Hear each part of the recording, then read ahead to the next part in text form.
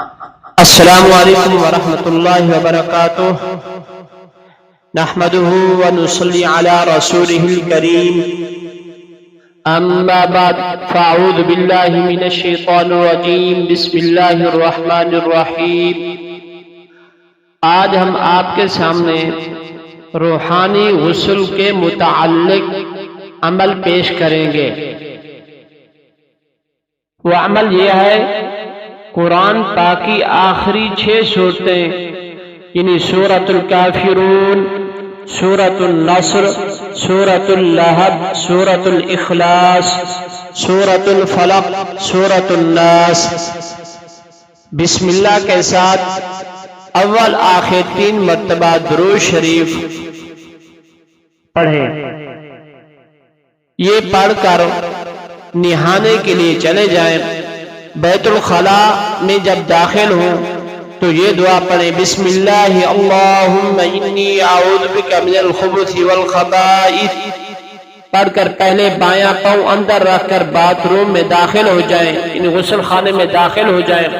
اور جس طرح ہم غسل کرتے ہیں اسی طرح نہاتے جائیں، اور بیت الخلاء کی دعا یعنی جو اوپر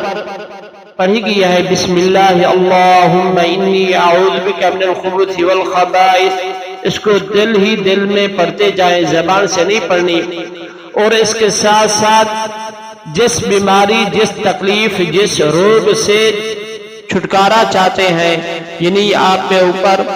جادو ہے اس سے آپ چھٹکارا چاہتے ہیں، یا کاروبار کی بندش ہے وہ بندش کھولنا چاہتے ہیں، یا اسیب وغیرہ ہیں، یا نظر بد وغیرہ ہے اس سے آپ چھٹکارا چاہتے ہیں، تو اس کا تصور کریں کہ وہ بیماری، پریشانی اور روگ پانی کے ساتھ دھل رہی ہے، اور میری ساری نجاستیں، خباستیں اور غلاستیں دھل رہی ہیں۔ نہانے کے بعد باتھ روم سے دایاں پاؤں باہر رکھ کر نکلے، اور باہر آ کر پھر یہی 6 صورتیں یعنی سورۃ الکافرون، سورۃ النصر، سورۃ اللہب، سورۃ الاخلاص، سورۃ الفلق، سورۃ الناس پڑھیں، اور آخر میں 3 مرتبہ درود شریف پڑھیں، تو انشاءاللہ اس عمل کی برکت سے آپ کا روحانی غسل ہو جائے گا، اور آپ کے اوپر جو بھی